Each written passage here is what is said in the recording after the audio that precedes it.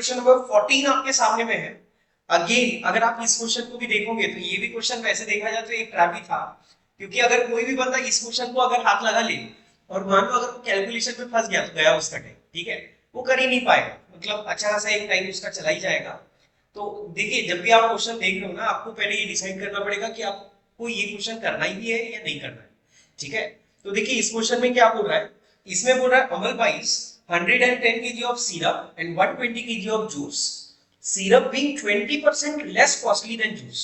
तो ये बोल रहा है कि सिरप का जो कॉस्ट है ना वो 20% कम है जूस के कंपेयर में। तो एक काम कर लेते हैं। अच्छा हाँ, एक चीज और है कि अगर आप इस क्वेश्चन को देखो तो इसमें हल्का फुल्का अगर आप सोच के देखो कि भाई इसको कुछ लॉजिक लगा के कर सकते हैं या यस कर सकते हैं, लेकिन लॉजिक से इसका आंसर अब थोड़ा सा लेंदी आता है, ठीक है, इस क्वेश्चन में नहीं लगा।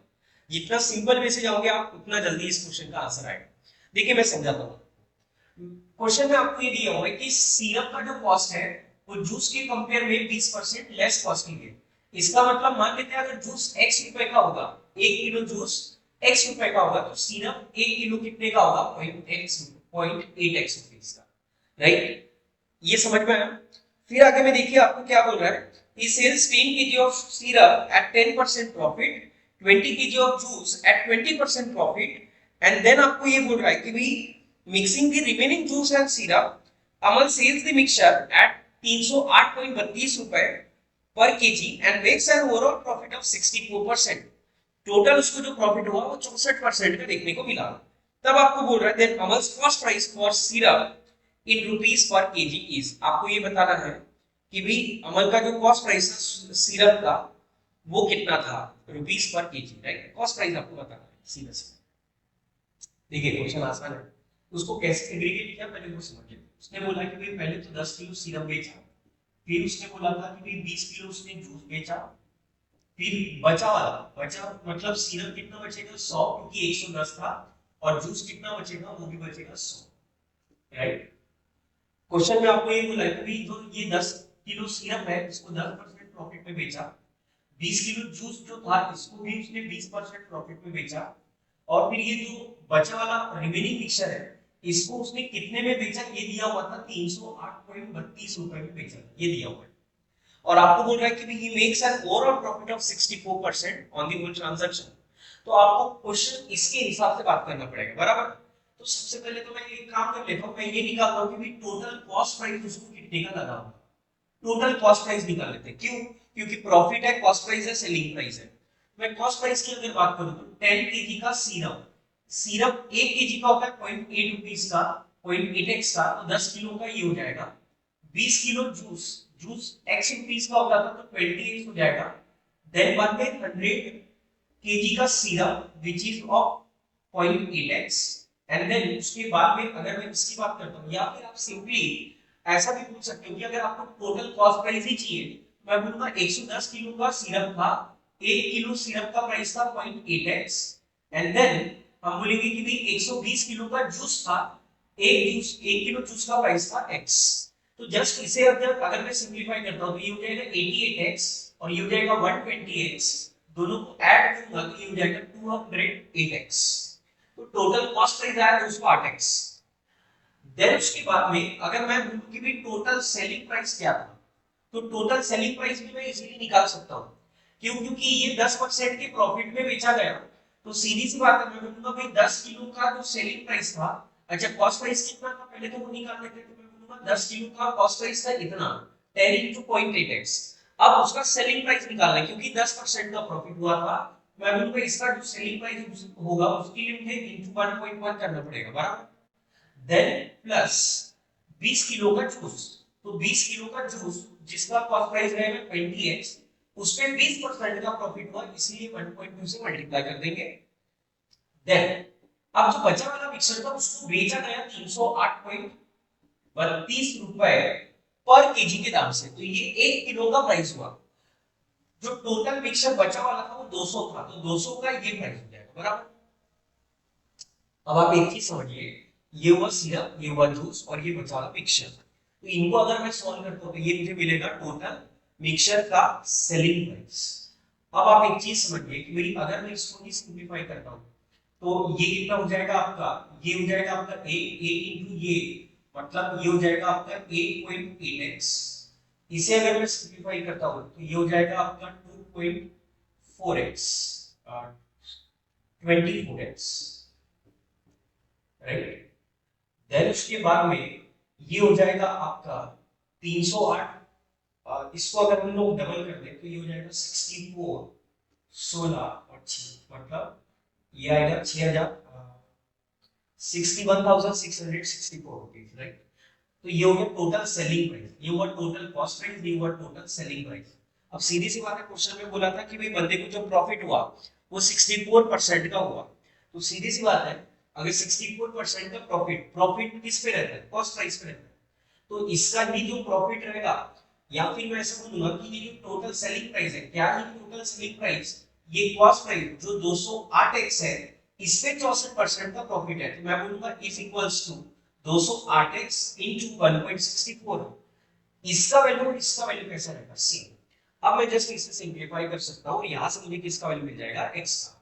तो आप मुझे एक बात बताइए, इसका अगर मैं 1.64 अगर मैं इसको सॉल्व करता हूं तो ये वैल्यू कितना आएगा, 208 गुना 1.64। तो अगर मैं इसे सॉल्व करता हूं 208 गुना 164, इसे सिंपलीफाई कर लेते हैं तो ये हो जाएगा आपका 208 गुना 1.64। आप इसे ही अगर थोड़ा सा सिंपलीफाई करने की कोशिश करो तो आपको समझ में आएगा, ये होता है 341.12x, इतना हो जाएगा 208x into 1.64। इसका जो वैल्यू आएगा वो आएगा 241.12x इज इक्वल्स टू, इन दोनों को ऐड कर देंगे तो ये हो जाएगा 32.8x और ये वैल्यू हो जाएगा 6166 बराबर। अब देखिए आप कि भाई ये जो वैल्यू है वो इधर आके क्या हो जाएगी, माइनस। अब इसमें से 32.8 क्या कर देते हैं, माइनस। तो 32.8 अगर इसमें से माइनस कर दे तो ये वाली वैल्यू आपका आ जाएगा 308.32x। ये वैल्यू आएगा 308.32x। देखिए आपके पास में पेपर में कैलकुलेट होता है, डेफिनेटली ऐसे कैलकुलेशन के लिए आप कैलकुलेटर यूज करेंगे। तो ये वैल्यू आएगा 308.32x और ये वैल्यू रहेगा 61664। तो आप देखेंगे ये 0.32 है, इसको मैं डिवाइडेड बाय में पॉइंट हटा दिया, डिवाइडेड बाय में 100 आ जाएगा और वो एग्जैक्टली दो बार कटेगा तो 100 गुना 2, ये x का वैल्यू आपको यहाँ पे 200 मिलेगा। अब ये x का वैल्यू आएगा, आपको x का वैल्यू नहीं पूछा था, आपको ये पूछा था कि भाई बताइए कॉस्ट प्राइस कितना था सिरप का। तो सिरप का अगर कॉस्ट प्राइस आप देखेंगे तो वो प्राइस था आपका 0.8x, 0.8x। तो 0.8 into x, x का वैल्यू है 200, तो ये वैल्यू हो जाएगा 160 रुपए। इसका मतलब सिरप का पर केजी के हिसाब से अगर आप दाम देखेंगे तो वो था 160 रुपए। तो देखिए ऐसे स्टेप बाय स्टेप अगर सॉल्व करोगे तो ये बहुत इजी है, इसमें आप कोई भी लॉजिक नहीं लगाओ, ज्यादा बेटर है। लेकिन अगेन ये भी कैलकुलेटिव है, आपको कुछ कैलकुलेशन के लिए कैलकुलेटर का यूज करना ही पड़ेगा, अगर नहीं करोगे तो पछताओगे। ये समझ में आया? ओके, देखिए क्वेश्चन नंबर 16 आपके सामने में है और 16 क्वेश्चन अगर आप देखोगे ना तो बहुत ही आसान वाला क्वेश्चन था। अगर आपका लॉजिक क्लियर है तो आप इस क्वेश्चन को बहुत ही विद इन सेकंड में सॉल्व कर सकते हैं। इवन आपको डायग्राम बनाने की जरूरत नहीं, बहुत ज्यादा सोचने की भी जरूरत नहीं है। बट अभी इस क्वेश्चन का जो आंसर मैं आपको बताऊंगा वो एक लॉजिकल वे से बताऊंगा जिससे कि आप इसको बहुत ही आसानी से कर पाओ। देखिए क्वेश्चन में क्या हुआ, क्वेश्चन नंबर 16 में आपको बोल रहा है in a class of 100 student 73 like coffee, 80 like tea and 52 like lemonade. It may be possible that some students do not like any of these three drinks. Then the difference between the maximum and minimum possible maximum and minimum number of students who like all the three drinks is, right? देखो question में आपको ये दिया हुआ है कि ये class है, क्लास में टोटल 100 बच्चे हैं, 73 बच्चों को कॉफी पसंद है, 80 बच्चों को टी 80 बच्चों को टी पसंद है और 52 बच्चों को लेमोनेड पसंद है। अब आपको ये बोल रहा है कि बताइए तीनों ड्रिंक पसंद है, ऐसे मैक्सिमम और जो मिनिमम नंबर ऑफ स्टूडेंट रहेंगे उन दोनों का डिफरेंस क्या है, राइट? तो देखिए सबसे पहले तो एक चीज, इस क्वेश्चन को मैं कॉपी मेथड से ज्यादा पसंद करूंगा, इजी अप्रोच होता है, राइट?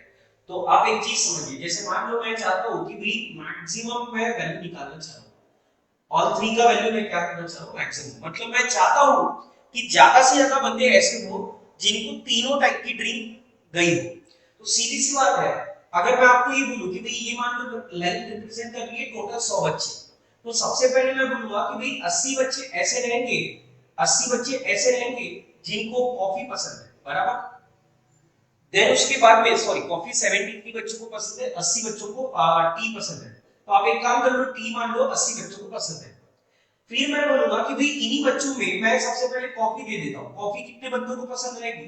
तो डेफिनेटली ये 73 बच्चों को ही पसंद रहेगी। टोटल बच्चे कितने थे? 100।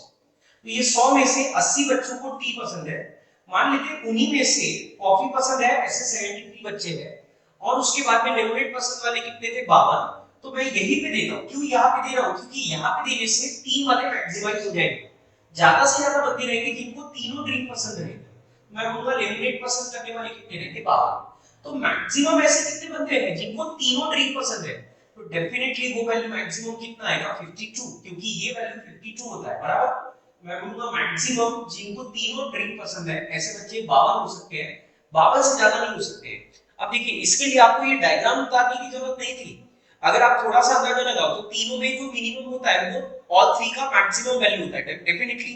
अगर जैसे मैंने बोला 10A 20B है और 30C है, तो तीनों में मैक्सिमम वैल्यू क्या आएगा? तो मैं बोलूंगा 10 आएगा। क्यों? क्योंकि तीनों का जो मिनिमम रहेगा वो ऑल थ्री का वैल्यू मैक्सिमाइज करता है। ये समझ में आता है? यस। अब सिमिलर वे में मैं ये निकालना चाहता हूं कि भी ऑल थ्री का वैल्यू मैं क्या करूंगा? मिनिमाइज। मतलब मैं चाहता हूं कि ऐसे कम से कम बंदे हो जिनको तीनों चॉकलेट या तीनों ड्रिंक मिले। ये समझ में आएगा? तो आप सीधी सी बात है, अगर मेरे पास में टोटल नंबर ऑफ चॉकलेट्स को अगर मैं देखूं तो एक तरीका ये भी हो सकता है 73 प्लस 80 प्लस 52। अगर ये तीनों को ऐड करूं तो ये वैल्यू आता है 105। अब आप एक चीज समझो, अगर मैं आपको ये काम देता और मैं बोलता कि भाई आप एक काम कीजिए, ये जो चॉकलेट है आप इन 100 बंदों में बांटिए, लेकिन ध्यान रहे किसी को भी तीनों टाइप के चॉकलेट नहीं जानी चाहिए। तो आप क्या करोगे? आप चाहोगे कि भाई ज्यादा से ज्यादा बच्चों को आप दो दो टाइप की चॉकलेट दे दो, ताकि आपके पास की चॉकलेट पूरी की पूरी क्या हो जाए? खत्म हो जाए, और ऐसा कोई बंदा बचे ही नहीं जिसको 3 चॉकलेट देने की नौबत पड़े। ये समझ में आएगा? तो सेम लॉजिक में यहाँ पे लगा। देखिए, मैं बोलूंगा भाई मान लेते हैं टोटल बच्चे कितने थे? 100। इसमें मानना क्या है? ये समझ में आया मेरे को? टोटल बच्चे कितने? 100।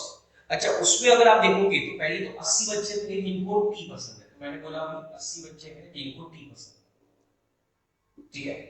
अच्छा, मुझे एक बात बताइए, अब मैं क्या करूंगा? अब मैं इसके ऊपर लेके जाऊं या मैं इधर पढ़ूं? देखो, डेफिनेटली मैं इधर ये जो बाकी के बच्चे वाले बंदे, कितने बच्चे बंदे बचे हुए यहाँ पे? 20। तो इन बच्चों को चॉकलेट देंगे। क्यों? क्योंकि अगर इसके ऊपर जाएंगे तो ये एक समय के बाद में फिर 3 को भी आ जाएगा, और मैं चाहता हूं कि वैसा ना, मतलब जब तक हो सकता है मैं यही पे खेलूंगा। ये समझ में आएगा? तो आप मुझे बताओ, अब बचा क्या है? कॉफी। तो हम बोलेंगे कॉफी, यहाँ पे ये 80 बच्चे हो गए, तो यहाँ पे 20, तो हम बोलेंगे 20 बच्चों को हमने कॉफी दे दी। ये समझ में आएगा? अब 20 बच्चों को अगर हमने कॉफी दे दी तो कॉफी टोटल कितने लोगों को पसंद थी? 73। उसमें से 20 बंदे अभी यहाँ पे आ गए, तो सीधी सी बात है एक ही बच्चे को दो दो बार कॉफी नहीं पिला सकते, बराबर? तो सीधी सी बात है, कॉफी इधर नहीं दूंगा, कॉफी इधर दे दूंगा। तो मैं बोलूंगा कॉफी मैं इधर दे देता हूँ, और वो कितने बंदों को जा सकती है? Max to max 53। 53 बच्चों को कॉफी जा सकती है। ये समझ में आया? यस। अब मेरे पास में आखिरी में बचा लेमनेड। लेमनेड कितने लोगों को पसंद है? 52। तो सीधी सी बात है, आप मुझे बताओ, अगर ये 53 बचे तो यहाँ पे बचे हुए कितने बच्चे हैं? 47। 47 बच्चों को मैं लेमनेड दे दूंगा। ये समझा? अब आप एक चीज समझिए, 52 में से अगर 47 चले गए, बचे कितने? 5। अब आप कुछ भी कर लो, ये तो 5 चॉकलेट लेमनेड की बची है। अब वो आप इधर को नहीं दे सकते, आपको इधर ही देना पड़ेगा, मजबूरी है तुम्हारी। इधर हम लेमनेड का वैल्यू देंगे, और लेमनेड का वैल्यू कितना आएगा? 5। मतलब कुछ भी कर लो, मिनिमम 5 बंदे तो ऐसे रहेंगे जिनको तीनों चॉकलेट देंगे, इसीलिए मिनिमम इसका वैल्यू कितना आएगा? 5। तो आप मुझे बताइए, मैक्सिमम इसका वैल्यू कितना आया? 52। मिनिमम वैल्यू इसका कितना आया? 5। आपको ये पूछा था कि दोनों का बताइए डिफरेंस क्या होगा। तो दोनों का अगर आप डिफरेंस देखो तो 52 माइनस 5 अगर मैं करूं तो ये वैल्यू कितना आएगा? 47। इसका मतलब ये होगा कि भाई 47 बच्चे मैक्सिमम और मिनिमम, इसका डिफरेंस कितना आएगा? 47। ये क्वेश्चन समझ में आया? राइट? तो डुएबल था क्वेश्चन, क्वेश्चन इजी था। अच्छा, इसको हम ओरली भी कर सकते थे भाई, इतना करने की जरूरत नहीं थी। ये तीनों वैल्यूज में जो मिनिमम है वो ऑल थ्री का क्या वैल्यू आएगा? मैक्सिमाइज। मैक्सिमम वैल्यू आएगा 52। ये समझ में आ गया था? देन मैंने क्या किया, 73, 50, 80 एंड 52 ये तीनों को ऐड किया तो इसका वैल्यू आया 105। अब मैं बोल रहा हूँ 105 चॉकलेट तुम्हारे पास में है, आप ज्यादा से ज्यादा बच्चों को दो दो दो चॉकलेट दे दो, तो सीधी सी बात है अगर एक बच्चे को दो चॉकलेट दो तो 100 बच्चों में कितनी चॉकलेट चली जाएगी। तो सॉरी हम ये बोलेंगे कि भाई अगर मैं इसको ऐड करता हूँ तो ये वैल्यू कितना आएगा आपका 73 एंड 52, तो ये हो जाएगा आपका 125 एंड 125 प्लस 80 अगर आप करते हो तो ये हो जाएगा आपका 5 10 205 हो जाएगा। अब आप एक बच्चे को दो दो चॉकलेट दे दो तो 100 बच्चों में कितनी चॉकलेट हो जाएगी 200, 200 चॉकलेट हो गई, फिर भी 5 चॉकलेट बचेगी, तो ये 5 चॉकलेट आपको किसी नसीबवान बच्चे को देनी पड़ेगी और वो जो नसीबवान बच्चा रहेगा उसको तीनों चॉकलेट चलेगी। इसका मतलब मिनिमम वैल्यू इसका 5 आएगा, मिनिमम 5 और मैक्सिमम ये दोनों का डिफरेंस आएगा 47। ओरली हो सकता था ये क्वेश्चन, राइट। ये क्वेश्चन नंबर 17 आपके सामने में है। 17 क्वेश्चन अगर आप देखोगे तो बहुत इजी क्वेश्चन हो जाता है, राइट। एपी एंड जीपी का अगर आप देखोगे तो ये बहुत ही स्ट्रेट फॉरवर्ड क्वेश्चन है। क्वेश्चन में आपको क्या बोल रहा है, for any natural number n suppose the sum of first nth term of an AP is given by n plus 2n square. तो आपको ये दिया हुआ है सम ऑफ n टर्म, ये होता है n प्लस 2n स्क्वायर, ये आपको दिया हुआ है। अब आपको ये बोल रहा है कि भाई अगर ये सम ऑफ n टर्म का वैल्यू है तो आप ये बताइए then if nth term of progression is divisible by 9। वो बोल रहा है कि भाई इस एपी की सीरीज में अगर आप देखोगे तो कोई तो एक टर्म है जो 9 से डिवाइड हो जाएगी, तो वो बोल रहा है smallest possible value of n, मतलब सबसे पहले आने वाली ऐसी कौन सा नंबर है जो 9 से डिवाइड हो, कौन से नंबर की टर्म रहेगी जो 9 से डिवाइड हो। क्वेश्चन समझ में आया, राइट। तो सबसे पहले तो मुझे एपी की टर्म फाइंड करनी पड़ेगी, एपी फाइंड करनी पड़ेगी एंड देन मैं देखूंगा कि उसमें कौन सी मिनिमम टर्म आएगी, राइट। तो आप सबसे पहले तो एक चीज समझिए कि भाई मैं n का वैल्यू क्या पुट करूंगा 1, n का वैल्यू 1 पुट करूंगा तो मेरे को सम ऑफ 1 टर्म मिल जाएगा, तो ये आएगा 1 प्लस 2 टाइम्स 1 का होल स्क्वायर आएगा, 1 प्लस 2 टाइम्स 1 का होल स्क्वायर, तो ये 2 प्लस 1 ये आ जाएगा 3। और जैसे कि आपको पता होगा एक टर्म का सम मतलब ही वही टर्म होती है, इसका मतलब मैं डायरेक्टली लिख सकता हूं कि जो फर्स्ट टर्म है वो 3 है, ये समझ में आ गया। देन वैसे ही मैं अगर n का वैल्यू 2 पुट करता हूं तो मेरे को सम ऑफ 2 टर्म मिल जाएगा, सम ऑफ 2 टर्म अगर यहां पे देखेंगे तो ये आ जाएगा 2 प्लस 2 टाइम्स 2 का स्क्वायर, तो ये 4 दूनी 8, 8 और 2 ये 10 हो जाएगा। और ये दो टर्म का सम है, दो टर्म का सम अगर 10 होता है तो डेफिनेटली जो दूसरी टर्म रहेगी वो 7 रहेगी, क्योंकि 3 प्लस 7 करेंगे तब 10 आएगा। अब क्योंकि ये जो सीरीज है वो एपी की है तो मेरे को आगे जाने की जरूरत नहीं है, मुझे यहाँ से डिफरेंस मिल जाएगा। 3 और 7 का डिफरेंस कितना हुआ 4, मतलब नेक्स्ट टर्म जो रहेगी वो 11 रहेगी, नेक्स्ट टर्म जो रहेगी वो 15 रहेगी, देन नेक्स्ट टर्म जो रहेगी वो 19 रहेगी, देन नेक्स्ट टर्म जो रहेगी वो 23 रहेगी, देन नेक्स्ट टर्म जो रहेगी वो 27 रहेगी, और इस तरीके से चलते रहेगा। अब आपको ये बोल रहा है कि इस सीरीज में सबसे पहले आने वाला वो टर्म बताइए जो 9 से डिवाइड होगा।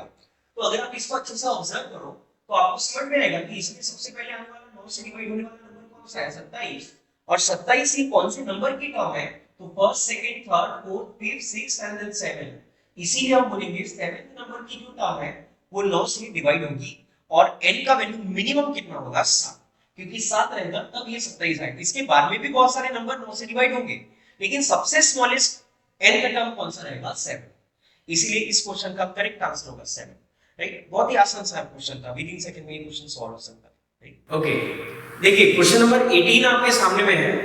क्वेश्चन नंबर 18 को अगर आप देखेंगे तो आपको समझ में आएगा ज्योमेट्री का ये बहुत ही इजी क्वेश्चन आया था। हम ज्योमेट्री में कैसा ना प्रैक्टिस जमाने भर की करते रहते हैं, लेकिन ये क्वेश्चन अगर आप देखोगे तो आपको ये एहसास होगा कि ज्योमेट्री भी अगर कभी आप देखोगे, मतलब प्रीवियस ईयर पेपर भी अगर आप देखोगे ज्योमेट्री के बहुत आसान क्वेश्चन होते हैं, लेकिन कंसेप्ट ये होता है कि भाई आपको थोड़ा सा बेसिक नॉलेज होना चाहिए। जैसे इस क्वेश्चन में अगर आप देखोगे तो आपको क्वेश्चन नंबर 18 में बोल रहा है all the vertices of a rectangle lie on a circle of radius r if the perimeter of the rectangle is p then the area of rectangle is, और आप सारे ऑप्शन अगर आप देखोगे तो आपको p और r के टर्म में दिए हुए, राइट। तो आप एक चीज समझिए, आपको बोल रहा है कि भाई all the vertices of rectangle lie on a circle, मतलब एक सर्कल है, उस सर्कल के ऊपर में अगर आप देखोगे तो एक रेक्टेंगल लाई करता है इस तरीके से, सपोज, ठीक है। तो आप एक चीज समझो, अगर मान लो ये एक रेक्टेंगल है एबीसीडी नाम का और ये सेंटर है, तो अगर मैं इसको ही ज्वाइन करूंगा तो ये 2r आएगा, बराबर, क्योंकि ये रेडियस की रेडियस, तो ये कितना हो जाएगा 2r। मान लेते हैं इस रेक्टेंगल का ये लेंथ है l और इसका ब्रेथ है b। तो क्वेश्चन में आपको ये बोला हुआ है कि भाई इसका पेरीमीटर जो है रेक्टेंगल का वो मान लेते हैं p है। तो पेरीमीटर क्या होता है? पेरीमीटर होगा सम ऑफ ऑल साइड्स। तो ये L है, ये L है, ये B है, ये B है। 2 टाइम्स L प्लस B, मैं बोलूंगा 2 टाइम्स L प्लस B, इसका वैल्यू होता है P। तो सीरीज बात है, ये दो नीचे में आएगा, मुझे यहाँ से L प्लस B का वैल्यू मिल जाएगा P/2। ये समझ में आया? देन आगे अगर हम लोग बात करें तो क्वेश्चन में आपको ये भी दिया हुआ है। अच्छा मुझे एक बात बताइए, अगर ये एक रेक्टेंगल है तो डेफिनेटली ये एंगल 90 डिग्री का रहेगा, या फिर अगर आपको ये डायमीटर है, डायमीटर से आप कोई भी वर्टाइसिस सर्कमफेरेंस पे कहीं पे भी एंगल निकालो वो 90 डिग्री का बनेगा। तो अगर ये B है, ये L है और ये 2R है, तो ये एक राइट एंगल ट्रायंगल बना। अगर मैं यहाँ पर पाइथागोरस थ्योरम लगाऊं तो मुझे समझ में आ रहा है कि भाई L² प्लस B² 2R का होल स्क्वायर हो जाएगा, और 2R का होल स्क्वायर मतलब ये हो जाएगा 4R²। तो मुझे ये भी एक चीज समझ में आई। अच्छा यहाँ से एक चीज मिल गई और ये आपको दूसरी चीज मिल गई। अच्छा क्वेश्चन में आपको एरिया के बारे में पूछा है, आपको मुझे बताइए एरिया क्या होगा उस रेक्टेंगल का। तो रेक्टेंगल का एरिया अगर मैं बोलूं, मान लेते हैं A है और वो मिलता है L into B से, राइट। तो आप एक चीज अगर यहाँ पे ऑब्जर्व कर सकते होंगे, तो यहाँ पे L plus B आ रहा है, यहाँ पे L² plus B² आ रहा है, और यहाँ पे L into B आ रहा है। तो तीनों टर्म में एक रिलेशन होगा डेफिनेटली। L plus B का अगर मैं होल स्क्वायर करूं तो मुझे L² plus B² भी मिलेगा, और उसी एक्सप्रेशन में मुझे L into B भी मिलेगा। इसीलिए मैं क्या करता हूं, मैं लिखता हूं L plus B का होल स्क्वायर, दोनों साइड में स्क्वायर कर लेता हूं, L plus B का होल स्क्वायर। बोलो क्या होता है फिर? L² plus B² plus 2 times L, बराबर। तो आप मुझे बताओ L plus B का होल स्क्वायर, और L plus B का वैल्यू होता है P/2, वो वैल्यू मैं यहाँ पे रख देता हूँ, तो ये हो जाएगा P/2 का होल स्क्वायर। देन यहाँ पे एक आ रहा है L² plus B², और L² plus B² का वैल्यू होता है 4R², तो यहाँ पे मैंने रख दिया 4R², और ये हो जाएगा 2 टाइम्स LB, LB है एरिया। आपको A का एक वैल्यू निकालना है, तो आप मुझे बताओ इसको अगर मैं सिंपलीफाई करता हूँ तो ये हो जाएगा P²/4, ये 4R² इधर आके क्या हो जाएगा माइनस, तो ये हो जाएगा 4R² और ये हो जाएगा 2A का वैल्यू। दोनों साइड में आप 2 से डिवाइड कर दो, तो मैं बोलूंगा A का वैल्यू क्या होगा? P²/4, इसको 2 से डिवाइड करेंगे तो ये हो जाएगा P²/8, एंड 4R² को 2 से डिवाइड करेंगे तो ये आपको वैल्यू मिलेगा 2R², और इसीलिए मैं बोलूंगा area of rectangle is nothing but P²/8 minus 2R²। ये समझ में आया क्या? तो A का प्रोसेस तो ये भी हो सकता है कि आप इस तरीके से सॉल्व करो, और मान लो अगर आपको नहीं समझ में आ रहा है तो आप क्या कर सकते हो, इजीली एक कोई भी ट्रिपलेट ले लो जो आपको पता है, जैसे पाइथागोरस ट्रिपलेट 3 4 5 ले सकते हो, 5 12 13 ले सकते हो। तो यहाँ पर मैंने 3 4 5 रख दिया, तो इससे मुझे L का वैल्यू मिल जाएगा, B का वैल्यू मिल जाएगा, और 2R का वैल्यू मतलब R का वैल्यू मिल जाएगा। और एरिया मुझे पता है लेंथ इनटू ब्रेथ, मतलब जैसे मान लो अगर 3 4 5 लो तो 3 × 4 12 होगा। तो जस्ट ऑप्शन में पुट करो L B और R का वैल्यू, सॉरी P और R का वैल्यू, और देखो कि किसका आंसर 12 आएगा, जो सेटिस्फाई करेगा वो आपका आंसर। तो इस तरीके से मैं इस क्वेश्चन को सॉल्व कर सकता हूँ, राइट। बहुत ही आसान क्वेश्चन था, कुछ भी दिक्कत नहीं। देखिए क्वेश्चन नंबर 19 आपके सामने में है। 19 अगेन अगर आपको समझ में आया क्वेश्चन तो ये बहुत ही आसान वाला क्वेश्चन है, मतलब देखना ही नहीं पड़ता, विद इन सेकंड में आप इसका आंसर निकाल सकते हो। देखिए क्वेश्चन में आपको क्या बोल रहा है, late A be the largest positive integer that divides all the number of the form। तो आपको देखो इसमें बोल रहा है कि 3 to the power k plus 4 to the power k plus 5 to the power k, एक नंबर ये दिया हुआ है, और दूसरा नंबर आपको ये दिया हुआ है कि भाई 4 to the power k plus 3 times 4 to the power k, and then फिर आपको यहाँ पर बोल रहा है 4 to the power k plus। तो आपको ये बोल रहा है कि भाई लार्जेस्ट नंबर जो इस नंबर को डिवाइड करेगा वो A है, और लार्जेस्ट नंबर जो इस नंबर को डिवाइड करेगा वो B है। तो क्वेश्चन में आपको ये बोल रहा है कि भाई आप ये बताइए then A plus B is what, right. तो क्वेश्चन बहुत इजी है, ठीक है। इस क्वेश्चन को सॉल्व करने का सिंपल तरीका क्या होगा, जैसे मैं अगर पहले इसकी बात करता हूँ, मैं बोलूंगा भाई आप पहले क्या करो, K का वैल्यू 1 रखो। K का वैल्यू 1 रखूंगा तो 3 का पावर 1, 4 का पावर 1, 5 का पावर 1, तो ये आएगा 3 + 4 + 5, तो ये हो जाएगा 7 + 5 मतलब ये हो जाएगा 12। K का वैल्यू अगर आप 2 रखते हो तो 2 रखोगे तो 3 का स्क्वायर ये हो जाएगा 9, 4 का स्क्वायर मतलब ये हो जाएगा 16, और 5 का स्क्वायर अगर आप देखोगे तो 25 हो जाएगा। तो 9 16 25 और 25 ये हो जाएगा 50, राइट। तो आप देखो अभी आगे बढ़ने की जरूरत नहीं है, मैं बोलूंगा सिंपली इन दोनों का लार्जेस्ट नंबर जो इन दोनों नंबर को डिवाइड करेगा, और उसी को हम लोग प्यार से बोलते हैं HCF। HCF अगर आप देखोगे 12 और 50 का तो वो होता है 2, इसीलिए हम बोलेंगे A का वैल्यू 2 आएगा। मतलब मैक्सिमम नंबर जो 12 और 50 दोनों को डिवाइड करता है, ऐसा कौन सा नंबर है? 2 है, इसलिए हमने बोला a का वैल्यू 2 है। ये चीज समझ में राइट? अब मैं इसकी बात करता हूं, मैं बोलूंगा अगेन मैं a का वैल्यू 1 रखता हूं, a का वैल्यू 1 रखेंगे। अच्छा, इसको थोड़ा सिंपलीफाई आप कर सकते हो। आप क्या करिए, ये इसमें से 4 to the power k common निकालिए, ब्रैकेट में बचेगा 1 प्लस 3 प्लस यहाँ पे 4 का स्क्वायर आएगा, मतलब ये आएगा 16, तो ये 19 प्लस 1 मतलब ये हो जाएगा 20, तो ये होगा 20 into 4 to the power k। अब आप रखिए a का वैल्यू 1, a का वैल्यू 1 रखते हैं तो ये हो जाएगा 4 गुना 20, ये हो जाएगा 80, k का वैल्यू 2 रखो ये हो जाएगा 16, 16 गुना 20 अगर आप करते हो तो 320। अब आपको आगे आने की जरूरत नहीं है, सीधे बोलेंगे SCF जिसका 80 का और 320 का, तो ये वैल्यू डेफिनेटली कितना होगा 80, क्योंकि 80 से दोनों भी डिवाइड होते हैं। मतलब मैं बोलूंगा a का जैसे 2 आया तो b का वैल्यू कितना आया 80। अब आपको पूछा था what is the value of a plus b, तो हम बोलेंगे a प्लस b, a का वैल्यू 2, b का वैल्यू 80 आएगा और इसीलिए a प्लस b का वैल्यू कितना होगा 82। स्ट्रेट फॉरवर्ड क्वेश्चन था, कुछ भी दिमाग लगाने की जरूरत नहीं है, जस्ट सिंपलीफाई करो एंड आंसर निकालो, राइट? तो इसका फाइनल आंसर क्या होगा 82। ठीक है, क्वेश्चन नंबर 20 में आपको क्या बोल रहा है? बोल रहा है लेट आपको दो एक कंडीशन दी है। आपको सबसे पहले बोल रहा है 0 is less than or equals to, a is less than or equals to, x is less than or equals to 100, पहली कंडीशन ये दी है। और दूसरा आपको ये दिया हुआ है कि f of x is given by mod of x minus a plus mod of x minus 100 plus mod of x minus a minus 50, ये आपको दिया हुआ है, राइट? और आपको बोल रहा है कि maximum value of f of x becomes 100, तब बताइए a का वैल्यू क्या होगा, राइट? तो देखिए इस क्वेश्चन को सॉल्व करने का सबसे इजी तरीका रहेगा कि अगर आप ऑप्शन बच जाओगे तो ये बहुत इजी पड़ेगा, देखिए ये बहुत इजी पड़ेगा आपको, राइट? तो देखिए इस क्वेश्चन को हम लोग कैसे कर सकते हैं, बात करते हैं। सबसे पहले आपको 2 मिनट ये समझना पड़ेगा कि mod of x minus 10 का मतलब क्या होता है। mod of x minus 10 का मतलब ये होता है कि भाई यहाँ पे मान लो नंबर लाइन पे मैंने यहाँ पे 10 ले लिया और x कहीं पे एक पॉइंट है, तो x और 10 के बीच का जो डिस्टेंस होता है वो मतलब मॉड्यूलस x minus 10, राइट? तो ये आपको पता होना चाहिए बस। अब देखिए आपको क्वेश्चन में क्या बोल रहा है कि आप बताइए f of x का अगर मैक्सिमम वैल्यू 100 आता है तो a का वैल्यू क्या रहा होगा, राइट? तो इसको हम लोग ऑप्शन से जाएंगे। मैं बोलता हूँ मान लेते हैं a का वैल्यू होता है 100, तो आपको जो कंडीशन दी है उसमें अगर मैं a का वैल्यू 100 रखता हूँ तो देखो x 1 और 100 के बीच में था, तो 100 और 100 के बीच में था मतलब x का भी वैल्यू आपको 100 ही रखना पड़ेगा। तो सीधी सी बात है, अगर मैं x का और a का दोनों का वैल्यू 100 रखता हूँ तो आप मुझे बताओ f of x का वैल्यू क्या हो जाएगा?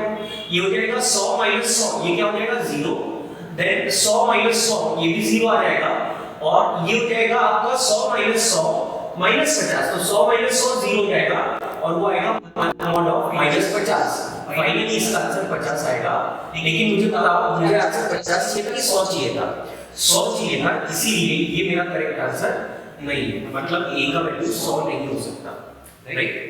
देन आप a का वैल्यू 25 रखिए। अगर मैंने a का वैल्यू 25 रखा, a का वैल्यू अगर मैंने 25 रखा तो सीधी सी बात है अगर मैं a का वैल्यू 25 रख रहा हूं तो x का वैल्यू जो रहेगा वो 25 और 100 के बीच में रहेगा। तो सीधी सी बात है, अगर मैं यहां पे बोल रहा हूं a का वैल्यू 25 है, ये 100 है और x यहां पे कहीं तो भी बीच में आएगा।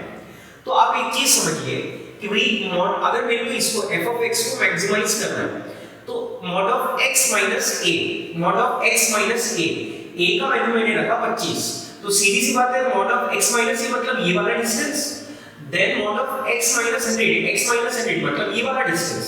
तो आप मुझे बताओ ये प्लस ये दोनों का सम मैं डायरेक्टली बोल सकता है, ये मान लो डिस्टेंस है d1 ये है d2, तो mod of x minus a plus mod of x minus 100 मतलब ये दोनों का एडिशन, और ये 25 और 100 का डिस्टेंस ये हो जाएगा आपका सीधा सीधा 75 प्लस इसकी बात करते हैं तो ये आएगा mod of x minus 25 minus 50, तो ये हो जाएगा mod of x minus 75, और x minus 75 का मतलब 75 से डिस्टेंस x का, अब 75 कहां पे है यहां पे, राइट? तो देखिए x तो कहीं पे भी हो सकता है ना। अगर मुझे f of x मैक्सिमाइज करना है, मैक्सिमाइज, तो मैं x को सीधी सी बात है इससे ऐसा इधर लेके आऊंगा, इधर, क्योंकि इधर जाऊंगा तो 75 के नजदीक जाएगा, 75 से दूर जाएंगे तो डिस्टेंस बढ़ेगा, तो मैं x को मैक्सिमम कहां पे रख सकता, 25 पे रख सकता, और x का वैल्यू अगर 25 पे आएगा तो ये डिस्टेंस हो जाएगा 50, मतलब यहाँ पे कब 50 आएगा और ये वैल्यू फिर आपको 125 देखने को मिलेगा जो 100 नहीं होता। ये समझ में आएगा? इसका मतलब ये भी आपका ऑप्शन करेक्ट नहीं है। देन a का वैल्यू अगर आप c ऑप्शन देखो तो वहां पे आपको दिया हुआ है 0, अगर a का वैल्यू आप 0 रखते हो तो वही आपका इक्वेशन बन जाएगा f of x is equals to, अच्छा ये अगर 0 होता है तो x का वैल्यू 0 और 100 के बीच में रहेगा, तो हम बोलेंगे कि भाई आप मैक्सिमाइज करने के लिए x को भी और a को भी दोनों को भी 0 रख लो, वहां पे रखेंगे तो mod of 0 minus 0 plus mod of 0 minus 100 और बाद में आएगा mod of 0 minus 0 minus 50। तो आप देखेंगे इसका वैल्यू 0, इसका वैल्यू 100 और इसका वैल्यू 50, तो ये वैल्यू 150 आएगा जो अगेन पॉसिबल नहीं है। तो मैं डायरेक्टली बात करूंगा फाइनली आंसर पे a का वैल्यू 50 रखते हैं, ऑब्वियसली ये बचा तो यही आंसर होगा, बट मैं आपको प्रूव करके दिखाता हूं। देखो अगर मैंने a का वैल्यू 50 रखा और मेरे को मैक्सिमम डिस्टेंस चाहिए तो मैं x को घूम के कहां पे लेके आऊंगा, a के पास पे, कहने का मतलब a और x मैं दोनों का वैल्यू 50 रखूंगा। अगर मैं दोनों का वैल्यू 50 रखता हूं तो आप देखिए f of x का वैल्यू क्या होगा, 50 minus 50, ये वैल्यू क्या बनेगी 0, देन ये हो जाएगा 50 minus 100 मतलब ये हो जाएगा 50, और फिर यहाँ पे लेकिन भी ये 0 होगा और ये minus 50 मतलब 50 हो जाएगा, और 50 plus 50 देखिए फाइनली आपका आंसर 100 आएगा जो कि आपका करेक्ट आंसर है। इसीलिए हम बोलेंगे a का वैल्यू आपको क्या रखना पड़ेगा 50, राइट? क्लियर कंसेप्ट क्या बोला मैंने?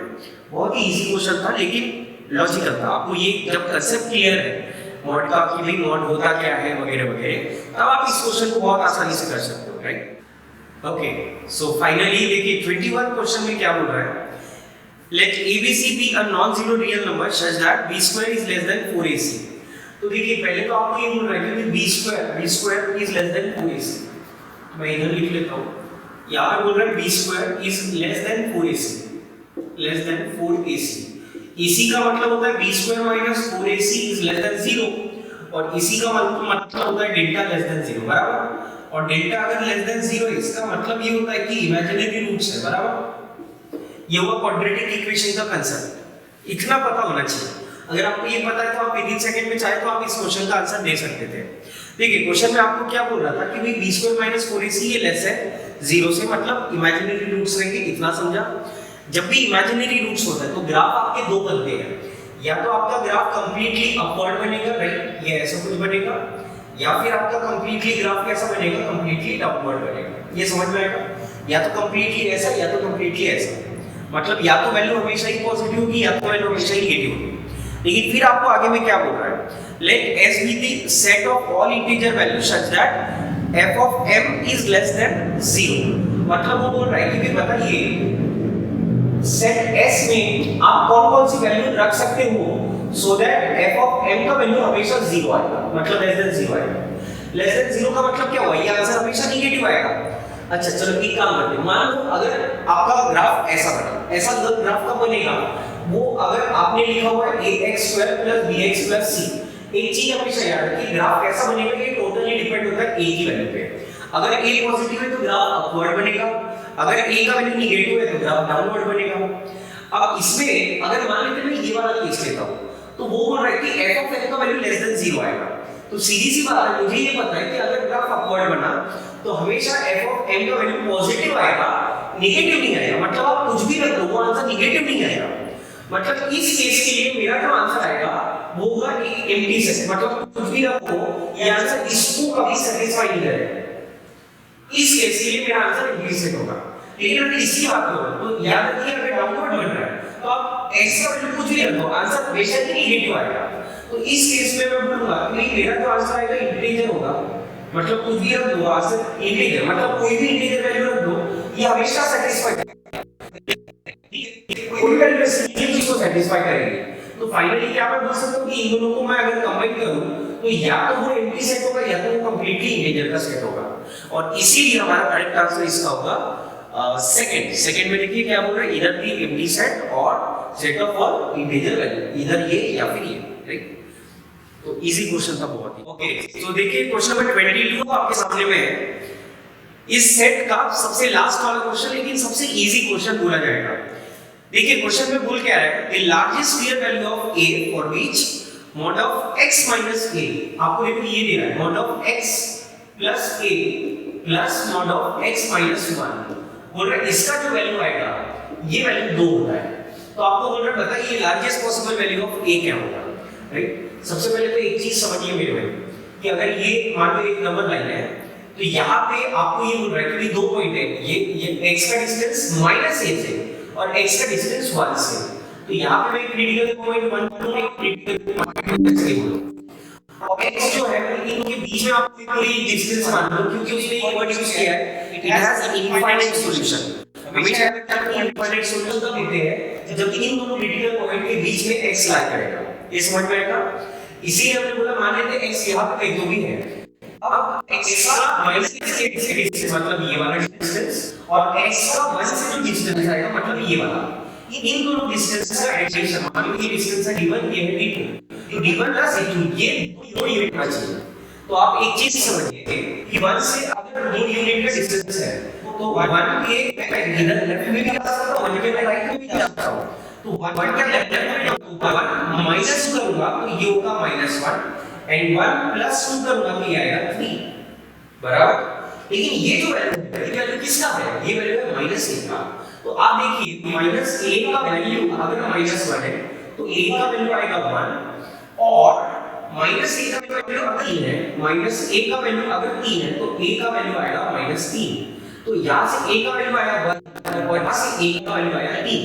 लेकिन मुझे ये पता a का लार्जेस्ट पॉसिबल वैल्यू, दोनों लार्जेस्ट पॉसिबल वैल्यू कौन सा आएगा 1, इसीलिए इस क्वेश्चन का करेक्ट आंसर होगा 1। मतलब a का लार्जेस्ट पॉसिबल वैल्यू जब 1 रखा जाएगा तब ये x - 1 और ये भी ये x + 1 और ये x - 1 होगा एंड देन 1 और -1 के बीच में जो डिस्टेंस बनेगा वो 2 का बनेगा। तो इस तरीके से देखिए क्वेश्चन बहुत ही आसान है मेरे भाई, ये वाला राइट, विदिन सेकंड में ये क्वेश्चन आसान हो सकता है। तो देखिए हमने अभी हर एक क्वेश्चन को डील किया और हर एक क्वेश्चन को डील करने के बाद में मुझे एक चीज समझ में आई कि मैक्सिमम क्वेश्चन अगर आप देखोगे तो इजी और मॉडरेट लेवल के थे, लेकिन इसमें अगर आप देखोगे तो सिलेक्शन बहुत ज्यादा इंपॉर्टेंट रोल प्ले करेगा। एक से 2-3 क्वेश्चन आपको ऐसे देखने को मिले जिसमें कैलकुलेशन लेने था, अगर आप उन क्वेश्चन को छोड़ सकते हो और बाकी क्वेश्चन को आपने अगर बराबर अटेम्प्ट किया तो डेफिनेटली आप बहुत ही अच्छा स्ट्रांग वाला स्कोर ले सकते हो। और ऐसा भी नहीं है कि बहुत ज्यादा डीप में कंसेप्ट पूछे गए, सारे कंसेप्ट अगर आप देखोगे तो एक बेसिक लेवल के थे जो एक ओवरऑल आइडिया आपको दे सकते हैं, राइट। तो इस तरीके से मैं एक एनालिसिस के तौर पे ये बोल सकता हूँ कि पेपर बहुत इजी था, इजीली व्यूएबल है। आपके पास में अभी जो टाइम बचा हुआ है अगर आप उसमें भी जो पेपर में आपको कंसेप्ट दिख रहा है अगर आप उसमें भी फोकस करो तो डेफिनेटली आप बहुत ही अच्छा स्कोर कर सकते हो।